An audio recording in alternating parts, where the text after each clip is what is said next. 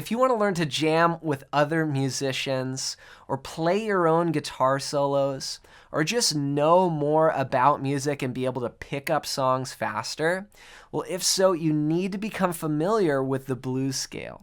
And so that's what I'm going to share with you in this video. I'm going to share with you how to play the blues scale on guitar. So let's get straight into it. I want to first show you the easiest way to play the blues scale, but if you're a more advanced player, be sure to stick around at the end because I'm going to show you some advanced tips as well and some beginner stuff here. So let's get started with the easiest way, and that's in the key of E. It would go like this. We're going to play the low E string, then the 3rd fret on that same string, then go to the 5th string and play open, 1, 2. I'm just matching there, the 1st fret with my 1st finger, 2nd fret with my 2nd finger, then the open 4th string, and then the 2nd fret on the 4th string. And that note is E, which is 1 octave above where we started here. So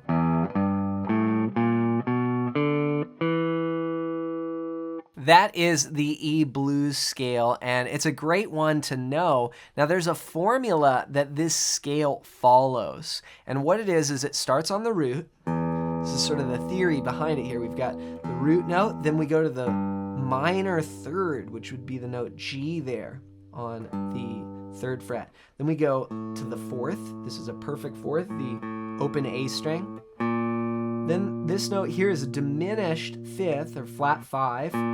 That is B flat there. And then B would be the perfect 5th. And then you have the open D, which would be the flat 7. And then the root. So it goes root, minor 3rd, perfect 4th, flat 5, or diminished 5th, and then perfect 5th, minor 7th, root.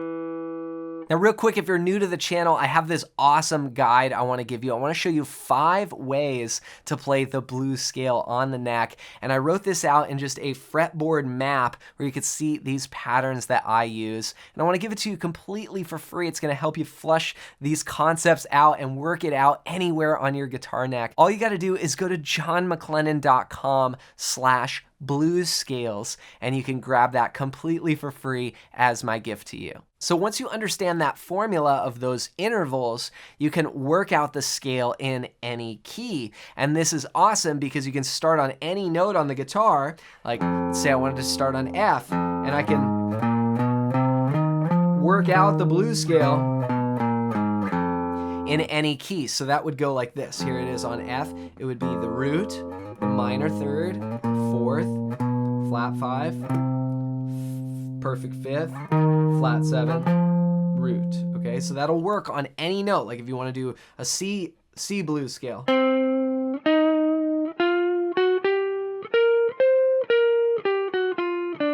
Whoop. All right, so that's the idea. You know, that's a fun thing to practice, is just work it out on one string. So one thing I want to just put here as a disclaimer, musicians often say, you know, the C blues scale, the F blues scale, and what they really mean, what we're learning, is actually the minor blues scale. And its full name, you know, like this one, is the E minor blues scale, but musicians just refer to this as the E blues scale. All right, now that you know the scale, I want to show you 3 simple ways to play awesome licks with this scale. And the first one just uses 2 notes. This is so classic sounding. We're going to go back to E here, okay? So if we were playing a blues in E, I might do a lick like this. And all it is what's called a trill, where I'm playing the open 4th string, that note D, and then I'm hammering to the 2nd fret on the 4th string, and then pulling off and just going back and forth like this, like.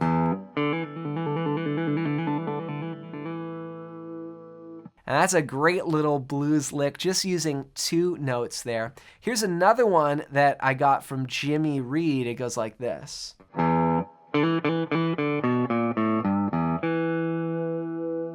All right, so it starts that same way with a hammer-on, but we're not gonna do the pull-off. We're just gonna do 3 hammer-ons. So 1, 2, 3. Okay, that was open to the 2nd fret. And then we just walk down the scale like this. So that's open, 2nd fret, 1st fret, open, 3rd fret of the low E, open, and then we jump back up to the 2nd fret of the 4th string. And often in the blues, I'll give this 3rd fret here.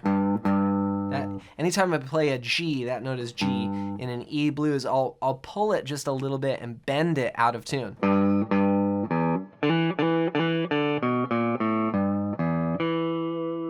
And then I'm gonna go back to that G note there and walk up the scale to a B7 chord. So a lot of just sort of going down the scale and then walking back up, but doing it in a musical way. And that's what I want you to take away from these licks, is a way to practice the scales that sounds cool. So when you play, you don't sound like you're just running up and down scales.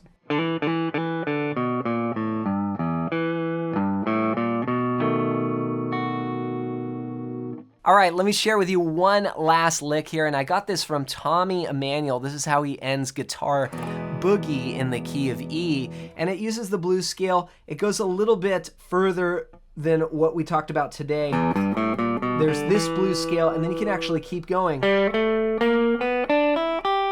higher up the neck, and you'll see this on my PDF for the blues scales that you can get at johnmcclennan.com/blues scales. But this is gonna descend.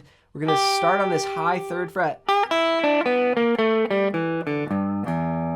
and work quite a bit of range here of the blues scale. We're just gonna walk down 3rd fret with a little bend, open, 3rd fret on the 2nd string, open, then 3, 2, 0, 2, 0 on the 4th string, and then slight pull on that low 3rd fret of the low E, open. 1 and 2 and 3 and 4 and 1 and 2 and 3.